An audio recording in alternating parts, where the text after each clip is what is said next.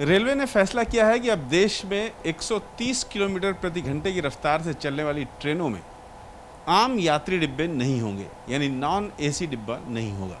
इसके क्या इम्पैक्ट होंगे, किस तरीके से यात्री प्रभावित होंगे, इस पर बात करने के लिए हमारे साथ सुनील कुमार हैं, पूर्व रेलवे सलाहकार। सर, ये जो फैसला है, ये कितना बड़ा फैसला है? इससे आम यात्री किस तरह से प्रभावित होंगे? रेलवे के दो मुख्य अंग हैं, एक है माल भाड़ा ढोना और एक यात्रियों को ढोना।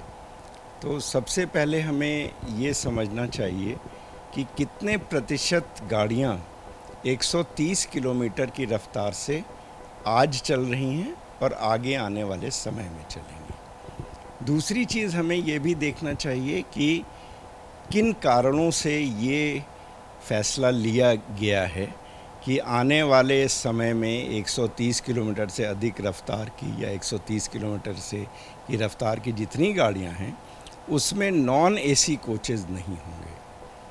मुख्यतः अगर देखा जाए तो इसके दो पहलू सामने आते हैं। एक तो ये कि आज अगर हम देखें तो एवरेज स्पीड जो पैसेंजर ट्रेन की है, जो 130 और 135 या 165 पे भी जो गाड़ियाँ हैं, जैसे हमारी शताब्दी, राजधानी, जिनकी की स्पीड आज भी इतनी है, उनकी एवरेज स्पीड करीब 85 किलोमीटर प्रति घंटा आती है। अब रेलवे का ये फैसला कि हम आने वाली सब गाड़ियों में जो 130 किलोमीटर से ऊपर की होंगी उनमें नॉन एसी डब्बे नहीं लगाए जाएंगे, इसके दो पहलू हैं। एक पहलू ये है कि अगर हम रेलवे की आमदनी को देखें तो ये पाया गया है कि नॉन एसी कोचेस से जो हमें आमदनी होती है वो कम होती है और वो इकोनॉमिकली वायबल नहीं होती है, जबकि 3AC, 2AC, फर्स्ट AC इन कोचेस से जो हमारी आमदनी होती है वो इकोनॉमिकली वायबल कैटेगरी में आ जाती है।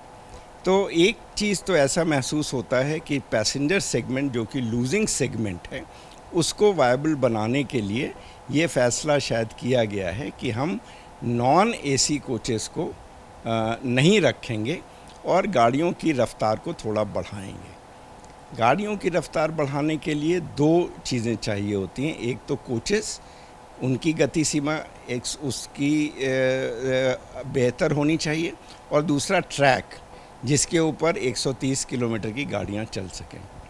आज अगर हम देखें तो सिर्फ दो रूट ऐसे हैं, दिल्ली बम्बई और दिल्ली कलकत्ता, जिनके ऊपर की ये ट्रैक को अभी 130-135 किलोमीटर की रफ्तार के लिए फ़िट किया गया है। तो एक चीज़ तो निश्चित है कि ये जब भी होगा तो इन दो रूट्स के लिए ही ये अभी चीज़ें संभव होंगी। दूसरी चीज़ ये देखनी है कि हमारे पास जो ICF कोचेज़ हैं और जो LHB कोचेज़ हैं, LHB कोचेज़ में हम एक तो उनमें संरक्षा बेहतर है और दूसरा ये है कि वो इस रफ्तार की गति से चल सकती हैं। तो धीरे आपने देखा होगा कि कुछ दिन पहले रेलवे ने एक फ़ैसला किया कि अब हम ICF कोचेज़ का बनाना बंद करेंगे। ICF कोचेज़ में भी हम उन कोचेज़ का बनाना पहले बंद कर रहे हैं जो कि नॉन एसी हैं। इसके लिए अब हमारे पास कितनी संख्या है, अगर देखा जाए तो आज की 85% हमारी जो ट्रेनें हैं, चाहे वो लोकल्स हों चाहे पैसेंजर ट्रेन्स हों, वो नॉन एसी हैं और वो नॉन एसी ही रहेंगी। एक तो ये बात है।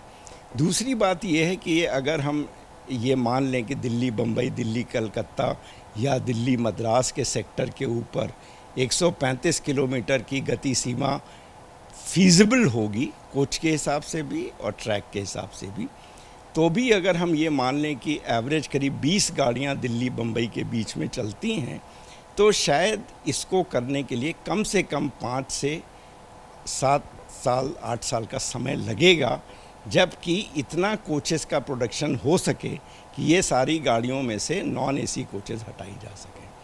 तो ऐसा लगता है कि ये दिशा ठीक है, लेकिन रेलवे कह रही है कि 100 कोच इस साल ही वो ला देगी। हाँ, तो अगर 100 कोच भी लाएंगे तो उससे मुश्किल से 3 या 4 गाड़ियां चल पाएंगी। अगर हम ये मान लें कि हर ट्रेन में 20 कोचेज़ होती हैं तो 5, और अगर वो एक दिन के ज़्यादा की दूरी है तो 5 गाड़ियाँ। तो ये एक पहल मानी जा सकती है एस्पिरेशन के हिसाब से। और रेलवेज़ के जो यात्री वाला जो भाग है जिसमें कि हमें निरंतर घाटा हो रहा था और रेलवे की जो आर्थिक स्थिति बिगड़ती जा रही थी, शायद उसको रोकने के तरफ ये एक प्रयास है। लेकिन मेरा ये सोचना है कि किसी भी समय हम अपने को वायबल बनाते समय उन लोगों का ध्यान ना भूल जाएं जो कि इसको अभी अफोर्ड नहीं कर सकते। तो बेहतर चीज़ यही होगी कि अगर 20 गाड़ियां चल रही हैं तो हम ये सुनिश्चित करें कि कम से कम उसकी 50% गाड़ियां ऐसे वर्ग के लिए हैं जो अभी एसी का किराया नहीं अफोर्ड कर सकता है। और आज से 4 से 5 साल बाद जब हमारी इकोनॉमिक कंडीशन बेटर हो, एस्पिरेशन बढ़ें और जब वो उसको पे करने की स्थिति में हो तो उसके पास एक विकल्प अवेलेबल हो। क्योंकि जो देश की स्थिति है उसमें 5 साल में ट्रेनें तो 130 चलने लगेंगी, लेकिन जो आम यात्री है उसकी इनकम उस हिसाब से बढ़ जाएगी, ऐसा तो नज़र आता नहीं। ये बिल्कुल एक अच्छा प्रश्न है कि हमारा देश किस गति से प्रगति करेगा। हमारे जो सबसे नीचे का तबका है, जो हमारा माइग्रेंट लेबर है, जो एक शहर से दूसरे बड़े शहर में अपनी रोज़ी रोटी के लिए जाता है, क्या वो अगले 5 सालों में इतना सक्षम होगा कि वो एसी फेयर को अफोर्ड कर सके और तेज़ गति की गाड़ी में बैठ सके। वैसे गरीब रथ एक ट्रेन चलाई गई थी।